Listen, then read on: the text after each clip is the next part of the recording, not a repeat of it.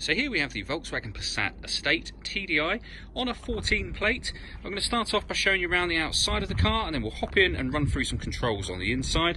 But from the outside you can see that it's a 5-door car with alloy wheels. We'll start off inside the boot and then work our way around the rest of the car from there. So as we approach the back of the car, you'll see we've got a tow bar. The tow bar is retractable, so it does fold away should you wish to store that up underneath the bumper area. We've also got the parking sensors on the back there, as you can see. Plenty of boot space. The boot has been protected with this vinyl boot cover from the time at which it was purchased, so it's perfectly clean underneath there as well. We've also got a 60/40 split folding rear seat as well.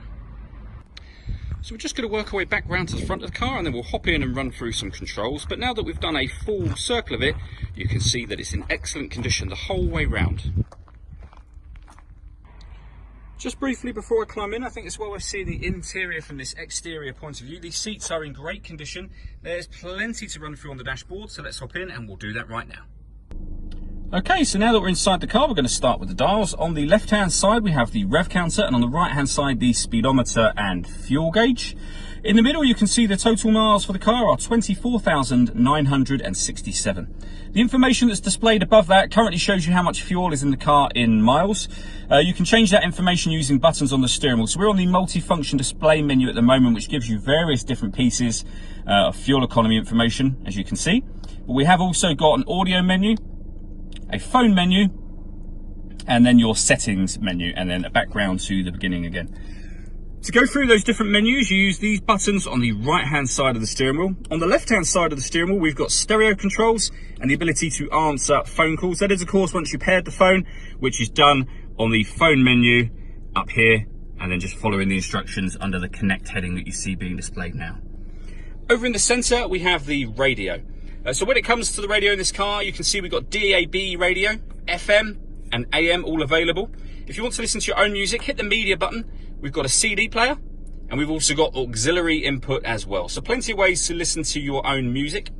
Beneath that, we've got the air conditioning. So you can determine the fan speed in the middle here, temperature on the left, direction of the air on the right, and the air conditioning is on when that light shows. So off, back on again. And this button here will recirculate the air that's in the car, which is a great way of heating it up or cooling it down quickly, depending on the temperature you set on that dial, and you can turn that off just as easily as you can turn it back on again. Under that, we have a 12-volt charging socket. Currently plugged into that is this Garmin satellite navigation, which will be staying with the car, as will the next base dash cam that you see up here as well. Down the bottom, we have the 6-speed manual gearbox. To the right-hand side of that, the electronic handbrake with auto hold function. This button will turn off the traction control in the car, and then on the right hand side you can turn off the stop and start. So this car is designed to cut out when it's stationary in traffic to save you fuel. Hit that button to turn that system off, and you'll see a light has come on within that button to let you know that you've done so. And then finally, in the central armrest is where you will find the auxiliary input.